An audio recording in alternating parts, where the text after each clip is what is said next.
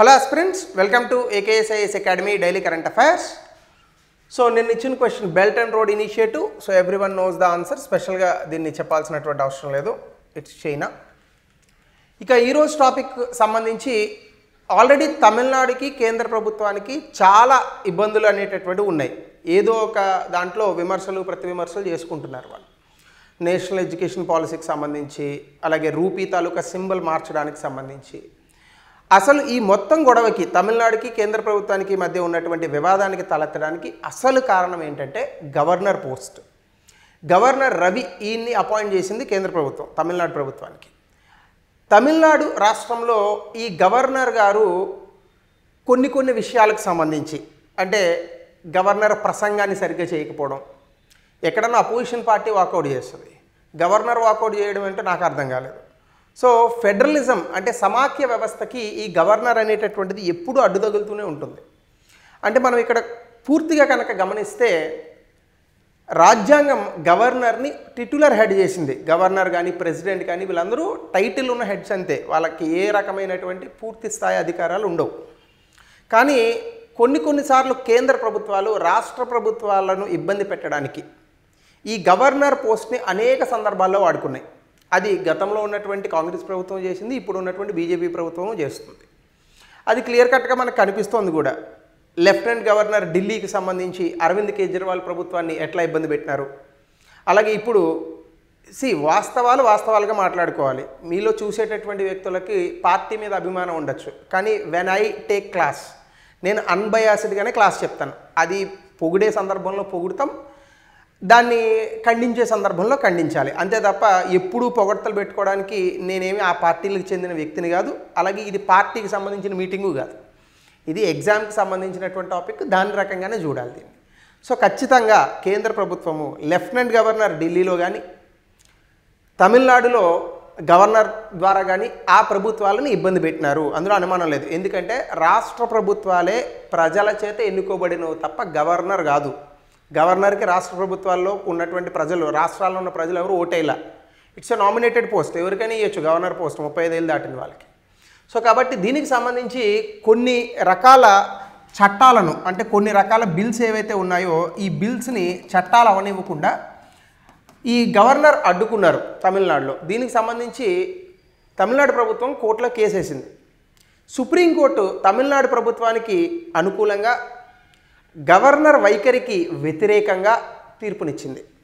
So ఇక్కడ supreme court landmark judgement. ఇదే ఒకవేళ మనం తమిళనాడులో ఉన్నటువంటి మద్రాస్ హైకోర్టు ఇచ్చినట్లయితే వేరేగా చూసేటోళ్ళమేమో, కానీ సుప్రీంకోర్టు చెప్పిందంటే ఖచ్చితంగా మనం దాన్ని ఆమోదించాల్సినటువంటి, ఏ కోర్టు చెప్పినా ఆమోదించాలి, బట్ ఇంకొంత ఆమోదం తాలూకా మోతాదు పెరుగుతుంది. సో న్యూస్లో ఎందుకుందంటే ఇండియన్ కాన్స్టిట్యూషనల్ హిస్టరీ, భారత రాజ్యాంగ చరిత్రలో ఇది ఒక గోల్డెన్ డేగా తమిళనాడు ప్రభుత్వం ప్రకటిస్తోంది. అలాగే federal structure of the constitution, అంటే రాజ్యాంగంలో ఇచ్చినటువంటి సమాఖ్య వ్యవస్థను ఇది ఖచ్చితంగా అప్హెల్డ్ చేసింది అనేటటువంటి ఒక కాన్సెప్ట్ చెప్తున్నారు. అలాగే ఇక్కడ గుబర్నేషనల్ ఓవర్ రీచ్, ఈ గుబర్నేషనల్ అంటే ఎనీథింగ్ రిలేటెడ్ టు గవర్నర్, ఇది అమెరికాలో వాడతారు ఈ పదాన్ని, అక్కడ నుంచి తీసుకున్నారు కాబట్టి వాడుతున్నారు. ఇది గుబర్నేషనల్ అంటే ఏంటంటే ఎనీథింగ్ రిలేటెడ్ టు గవర్నర్, ఇది చట్ట భాషలో, లా భాషలో. సో గుబర్నేషనల్ అంటే గవర్నర్కి సంబంధించి, ఓవర్ రీచ్ అంటే గవర్నర్ అనుకున్నటువంటి పనుల కన్నా ఎక్కువ పనులు చేస్తున్నాడు, అనవసరమైనటువంటి విషయాల్లో అత్యుత్సాహాన్ని ప్రదర్శిస్తున్నారు, ఆ అత్యుత్సాహం అవసరం లేదు. దీనివల్ల power of elected state governments, మీరు ఎప్పుడైనా గుర్తుపెట్టుకోండి, రాష్ట్రంలో ఏది జరిగినా మంచి అయినా చెడైనా ఎవరికి వస్తుంది పేరు? చెడ్డ పేరైనా మంచి పేరైనా రాష్ట్ర ప్రభుత్వానికి వస్తుంది. ఎవరు రాష్ట్ర ప్రభుత్వం అంటే ప్రజలు ఎన్నికల ద్వారా ప్రజాస్వామ్య పద్ధతిలో ఎన్నుకోబడినటువంటి ప్రభుత్వం. అది ఏ ప్రభుత్వమైనా కానివ్వండి, it doesn't matter to me.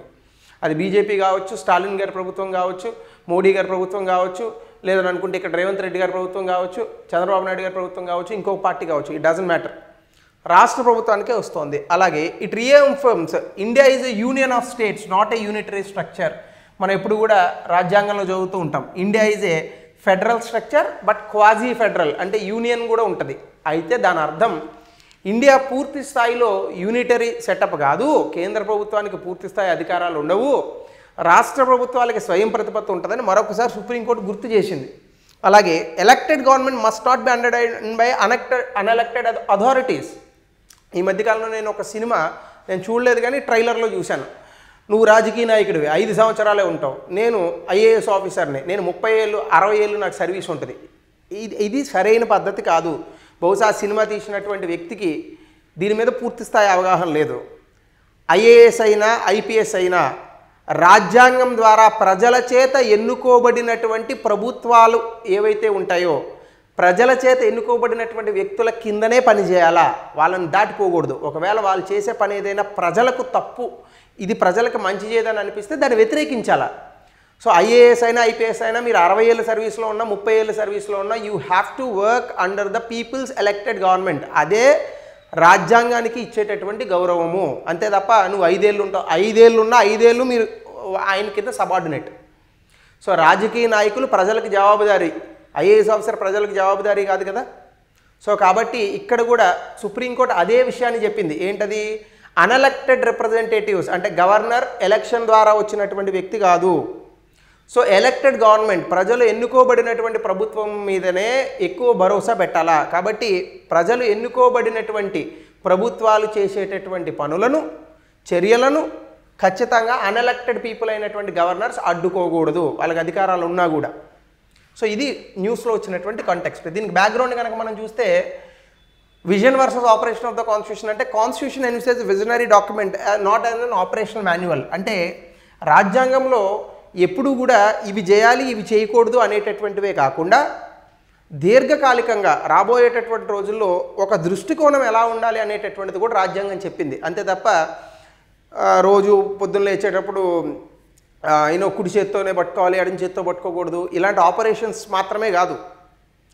Vision అంటే ఎలా ఉండాలి భారతదేశం, అందులో ఎలక్టెడ్ రిప్రజెంటేటివ్స్ తాలూకా ఆలోచన ఎట్లా ఉండాలా, వాళ్ళ పని ఎట్లా ఉండాలా, అన్ఎలెక్టెడ్ రిప్రజెంటేటివ్స్ తాలూకా ఆలోచన ఎట్లా ఉండాలా అనే ఒక స్ఫూర్తిని కూడా రాజ్యాంగం ప్రవేశపెట్టింది. కాబట్టి కాలానుగుణంగా రాజ్యాంగాన్ని ఇంటర్ప్రెట్ చేయాలా.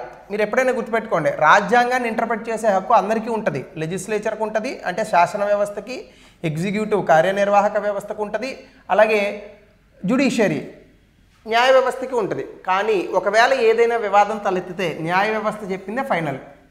సో కాబట్టి కాలక్రమేణా ఈ యొక్క కాన్స్టిట్యూషన్ని మనం ఎప్పుడు కూడా ఇంటర్ప్రెట్ చేస్తూ ఉండాలి. దీనికి సంబంధించి సుప్రీంకోర్టు తాలూకా జడ్జిమెంట్స్ మనకు చాలా హెల్ప్ అవుతాయి.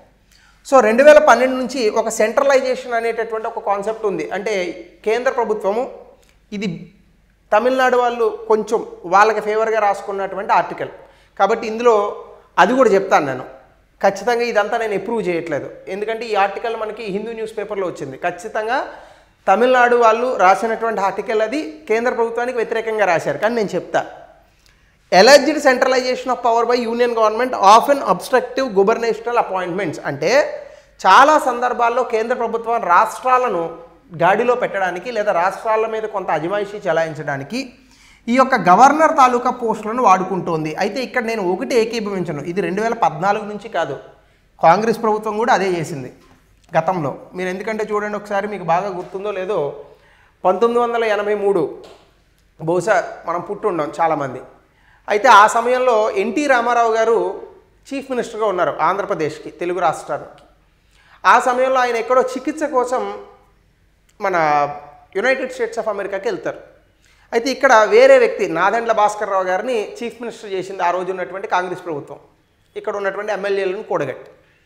అయితే ఇది ఎలా చేశారు అంటే, ఇక్కడ ఉన్నటువంటి గవర్నర్ ఎవరైతే ఉన్నారో రామ్లాల్ అనుకుంటా గవర్నర్ పేరు, ఆయన మెజారిటీ ఉన్న ఎన్టీ రామారావు గారి ప్రభుత్వాన్ని రద్దు చేశారు. రద్దు చేసి నాదెండ్ల భాస్కర్ రావు గారిని చీఫ్ మినిస్టర్ చేశారు. సో ఎన్టీ రామారావు గారు వెనక్కి వచ్చిన తర్వాత ప్రజలందరూ కూడా విపరీతమైన టెలిగ్రామ్స్ కొట్టి కేంద్ర ప్రభుత్వం మీద విపరీతమైన ఒత్తిడి తీసుకొస్తే మళ్ళీ దాన్ని క్యాన్సిల్ చేసి రామారావు గారి ప్రభుత్వాన్ని రామారావు గారికి ఇచ్చారు. మరి అప్పుడు కాంగ్రెస్ ప్రభుత్వం కూడా అవే పనులు చేసింది. మరి అదే కాంగ్రెస్ ప్రభుత్వం మణిపూర్ లాంటి రాష్ట్రాల్లో అనేక సార్లు ఎమర్జెన్సీ పెట్టింది, బీహార్ లాంటి రాష్ట్రాల్లో అనేక సార్లు ఎమర్జెన్సీ పెట్టింది. సో కాబట్టి ఈ ప్రభుత్వం ఆ ప్రభుత్వం అని కాదు, కేంద్రంలో ఎవరున్నా, అది కాంగ్రెస్ అవ్వచ్చు, బీజేపీ అవ్వచ్చు, రేపు ఇంకొకరు రావచ్చు, మరొకరు అవ్వచ్చు, వాళ్ళకి వ్యతిరేకంగా ఉన్నటువంటి రాష్ట్రాలు లేదా వాళ్ళ అధికారానికి దూరంగా ఉన్నటువంటి రాష్ట్రాలు, వాళ్ళని ఈ రకంగా గవర్నర్ పోస్టులను ఉపయోగించి ఏదో ఒకటి ఇబ్బంది పెట్టడం అనేటటువంటిది ఎప్పటి నుంచో వస్తున్నటువంటి ఆనవాయితీ. సో అందులో భాగంగానే కేరళ, పంజాబ్ వీళ్ళు ఆల్రెడీ గవర్నర్స్ తాలూకా తీరు పట్ల కోర్టులకి అనేక సార్లు అసెంబ్లీ ప్రొసీడింగ్స్కి సంబంధించి గవర్నర్ మమ్మల్ని అడ్డుకుంటున్నాడు, అసలు ఈ పోస్ట్నే తొలగించండి అనేటటువంటి ఉద్దేశంతో చాలాసార్లు కోర్టుకు పోయినారు. సో దీనికి సంబంధించే తమిళనాడు కేసు ఇప్పుడు ఏంటంటే బేసికల్గా తమిళనాడు కాంట్రవర్సీ ఖచ్చితంగా ఇందులో కొంత గవర్నర్ తాలూకు అత్యుత్సాహాన్ని మనం చూడొచ్చు. ఎందుకంటే ఒక 10 బిల్లులను 2020లో తమిళనాడు ప్రభుత్వం పాస్ చేస్తే దాన్ని ఇప్పటి వరకు కూడా సంతకం పెట్టకుండా తమిళనాడు గవర్నర్ ఇప్పటి వరకు కూడా దాని మీద పాకెట్ వీటోని వినియోగించుకున్నారు. సో ఇవన్నీ కూడా ఆ రాష్ట్ర ప్రభుత్వానికి సంబంధించినటువంటి యూనివర్సిటీస్, ఆఫ్ కోర్స్ ఇక్కడ నేషనల్ ఎడ్యుకేషన్ పాలసీ అలాగే ఐఐటి జేఈ వీటికి సంబంధించి వస్తుంది కాబట్టి ఎస్ దీన్ని కూడా మన తమిళనాడు ప్రభుత్వాన్ని ఖచ్చితంగా సమర్థించాల్సిన అవసరం లేదు. కానీ కొన్ని ఉన్నాయి. పోస్ట్ కోవిడ్లో కొన్ని ఇబ్బందికరమైనటువంటి అంశాలు లేదా కొన్ని కీలకమైనటువంటి రంగాల్లో తమిళనాడు ప్రభుత్వం కొన్ని మార్పులు చేసింది. ఖచ్చితంగా ఈ యొక్క యూనివర్సిటీస్కి సంబంధించి కేంద్ర ప్రభుత్వం అడ్డుకోవాలి. ఎందుకంటే యూనివర్సిటీస్కి కొంచెం అబ్నార్మల్ రూల్స్ని పెట్టారు వాళ్ళు. కానీ మిగతా కీలక రంగాల్లో వచ్చినటువంటి చట్టాలను అడ్డుకోవాల్సిన అవసరం లేదు. సో అలాంటి వాటిని అడ్డుకున్నారు గవర్నర్. 1. 2 కరెంట్ సీఎం ఇప్పుడు ఏమంటారంటే ఈ 10 బిల్లుల్ని మళ్ళీ పాస్ చేశారు. అంటే గతంలో వేరే ప్రభుత్వం ఉండేది, అది పోయి ఇప్పుడు కొత్త ప్రభుత్వం స్టాలిన్ గారి ప్రభుత్వం వచ్చిన తర్వాత 3 ఏళ్ళు 2 ఏళ్ళ క్రితం సో ఈ బిల్లులను మళ్ళీ పాస్ చేశారు. పాస్ చేసి ఎక్కడి నుంచి వచ్చినా అనేది కాదు, ఈ బిల్లులను పాస్ చేసి మళ్ళీ వీటిని గవర్నర్కి పంపించారు. ఇప్పుడు ఏమైంది, ఇప్పుడు రెండోసారి పాస్ చేశారు కాబట్టి గవర్నర్ మీద కొంచెం ప్రెషర్ ఉంటుంది. 2 సార్లు అసెంబ్లీ బిల్లులను పాస్ చేసినా గవర్నర్ పాస్ చేయకపోతే అందులో ఏవో హిడెన్ ఇంటెన్షన్స్ ఉన్నట్టేగా. సో కాబట్టి larger battle of federal integrity, ఇప్పుడు సమాఖ్య వ్యవస్థకు సంబంధించిన సమగ్రతపైనే పెద్ద ఇబ్బంది వచ్చింది.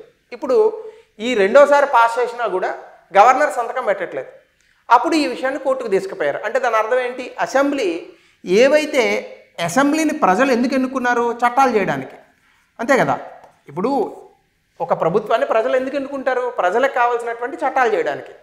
ఈ చట్టాలు చేయడాన్ని ఎప్పుడైతే ప్రభుత్వంకి సంబంధించినటువంటి వ్యక్తులు పాస్ చేశారో గవర్నర్ దాన్ని అడ్డుకుంటున్నాడో ఇది సరైన తీరు కాదు కదా. సో దీని మీద కోర్టుకు పోయినారు. అప్పుడు సుప్రీంకోర్టు ఏం చెప్పిందంటే ఆర్టికల్ 142ని వాడి చాలాసార్లు సుప్రీంకోర్టు డైరెక్షన్స్ ఇవ్వచ్చు ఎగ్జిక్యూటివ్కి. సో ఈ బిల్స్ని ఖచ్చితంగా మీరు పాస్ చేయండి, రీపాస్ చేసిన తర్వాత అలాగే జ్యుడిషియల్ ఇంటర్వెన్షన్ అనేటటువంటిది ఉంటుంది.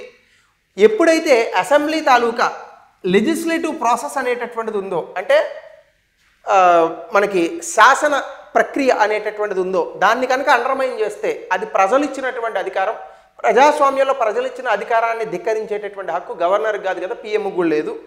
సో కాబట్టి ఇలాంటి విషయాలలో కనుక గవర్నర్ అడ్డొస్తే ఖచ్చితంగా మేము అడ్డుకుంటాం అనేటటువంటి ఒక మెసేజ్ ఇచ్చింది జ్యుడిషియరీ.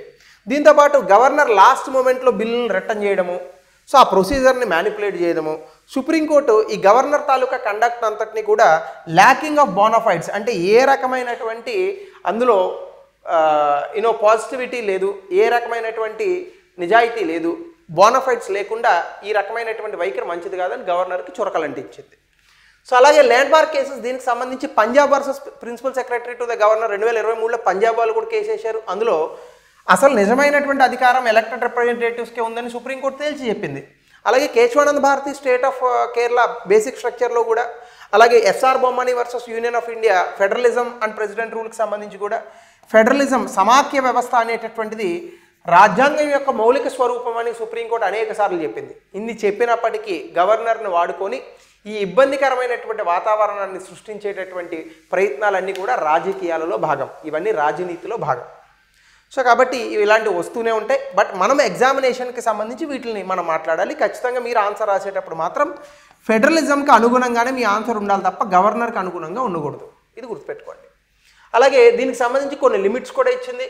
ఆర్టికల్ 200, ఆర్టికల్ 201కి సంబంధించి అసెంట్ ఆఫ్ బిల్స్కి సంబంధించి కొంత క్లారిటీ ఇచ్చింది. అలాగే క్లియర్ టైం ఫ్రేమ్స్ ఉండాలి. అంటే గవర్నరు రాష్ట్ర ప్రభుత్వం పాస్ చేసినటువంటి బిల్లుల్ని ఏకదాటిగా ఎన్ని రోజులు పడితే అన్ని రోజులు ఉంచుకోవడానికి లేదు, ఇంత సమయం అని పెట్టుకోండి, 2 నెలల 3 నెలల సంవత్సరం సమయం పెట్టుకోండి. ఆ సమయంలో ఈ యొక్క అంబిగ్యూటీ లేకుండా పూర్తి స్థాయిలో బిల్లులను పాస్ చేసేటటువంటి ప్రయత్నం చేయండి, డిలే ఉండకూడదు. అలాగే సైలెంట్గా రిజెక్షన్స్ అవి లేకుండా నెమ్మదిగా చేయండి అని కూడా చెప్పారు. అలాగే no one above law, president కానీ గవర్నర్ కానీ వీళ్ళిద్దరికీ కూడా అబ్సల్యూట్ వీకో, సిచ్యువేషనల్ వీటో ఉండొచ్చు, absolute veto or pocket veto ఉండదు. అంటే ప్రెసిడెంట్ కానీ కేంద్ర ప్రభుత్వంలో, రాష్ట్ర ప్రభుత్వంలో గవర్నర్ కానీ పూర్తి స్థాయిలో ఒక చట్టాన్ని ఎంతవరకు అయినా అడ్డుకునేటటువంటి అధికారం వారికి లేదు అని సుప్రీంకోర్టు తేల్చి చెప్పింది. అలాగే జ్యుడిషియల్ రివ్యూ, ఒకవేళ అటువంటి ప్రయత్నాలు ఏమన్నా చేస్తే రాజ్యాంగాన్ని అడ్డు పెట్టుకొని జ్యుడిషియల్ రివ్యూ అంటే న్యాయ సమీక్ష అధికారం అనేటటువంటిది ఉంటుంది. పూర్తి స్థాయిలో పార్లమెంటరీ ప్రజాస్వామ్య వ్యవస్థను కాపాడడానికి సుప్రీంకోర్టు ముందుకు వస్తుందని మరొకసారి చురకలంటించింది. సో ఖచ్చితంగా ఇది మనము ఫేవరబుల్గానే చెప్పాలి. ఇక్కడ కంక్లూజన్ ఏంటంటే ఇది తమిళనాడు వాళ్ళు చెప్పుకుంటుంది. So the verdict is a victory for all states, అంటే మొత్తం అన్ని రాష్ట్రాలకు అందులో ఉన్నటువంటి పౌరులకు ఇది విజయము.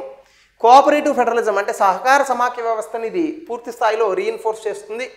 ఈ రోజున ఉన్నటువంటి ఎకనామిక్ అలాగే గ్లోబల్ ప్రపంచవ్యాప్తంగా అలాగే ఆర్థికంగా ఉన్నటువంటి ఈ అంశాల్లో ఖచ్చితంగా రాష్ట్రాలకి కేంద్రానికి మధ్య సయోధ్య ఉండాల.